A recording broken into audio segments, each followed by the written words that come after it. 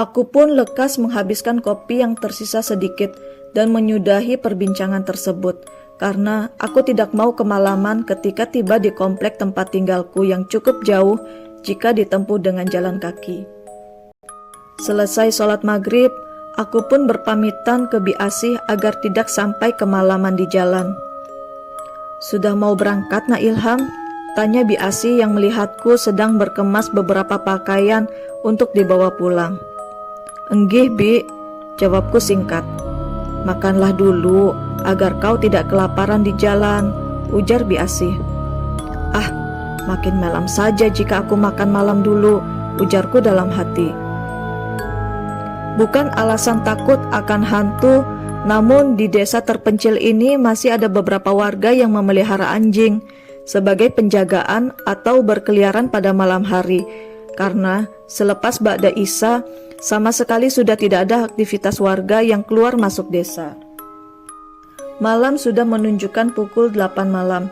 Aku memutuskan menunggu sampai Ba'da Isya, setelah itu langsung berangkat.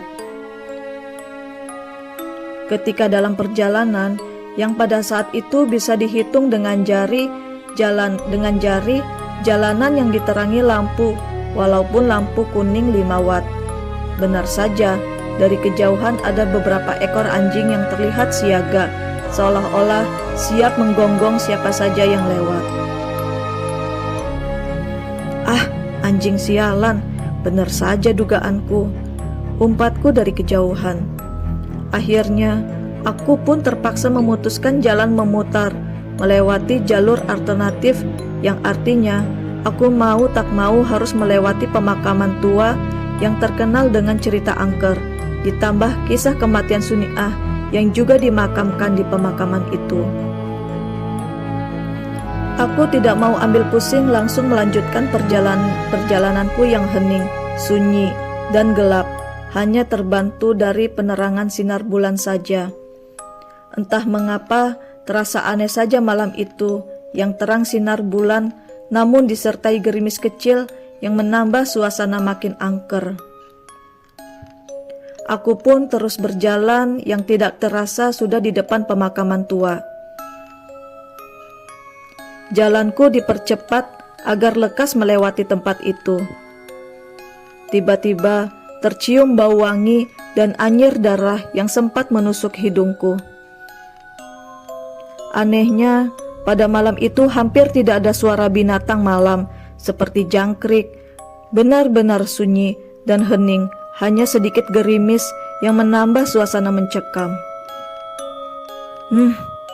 Bau apaan ini?"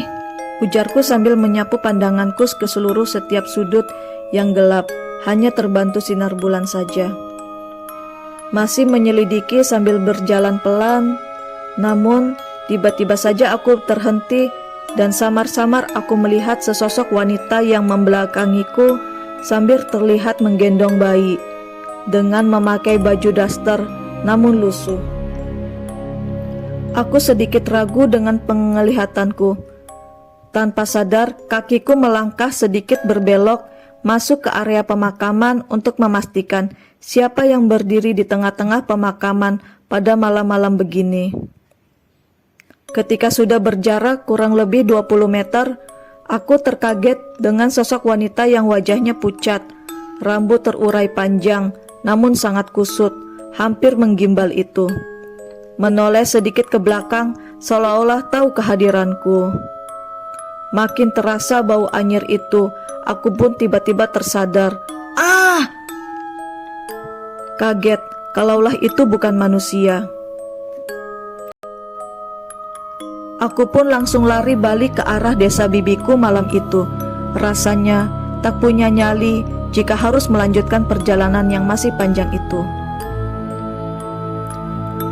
Dari kejadian itu masih pertanyaan besar hingga kini, masih terngiang jelas dalam ingatanku. Benarkah itu arwah penasaran Suniah? Yang seolah-olah dia belum menerima musibah semasa hidupnya? Ataukah bentuk teror terhadap warga seperti penampakan suara wanita menangis, aroma anyir darah di halaman belakang rumahnya? Ataukah siluman pelaku pemerkosaan Suniah belum terungkap? Entahlah, hanya Tuhan yang Maha Tahu segalanya. Dan aku pun tidak berani melakukan perjalanan jika sudah menunjukkan pukul 6 sore atau selepas ba'da maghrib, khususnya di desa terpencil itu. Sekian kisah pengalaman horor namun menyedihkan dari Mas Ilham di Desa P. Nantikan cerita terbaru dari kami yang masih dari desa tersebut. Jangan lupa klik tombol like, notifikasinya agar kalian menjadi orang pertama yang mendengar kisah terbaru dari kami. Apa pendapat kalian dari cerita tersebut? Jangan lupa tulis di kolom komentar jika kalian punya pengalaman yang sama. Sekian dan terima kasih. Assalamualaikum warahmatullahi wabarakatuh.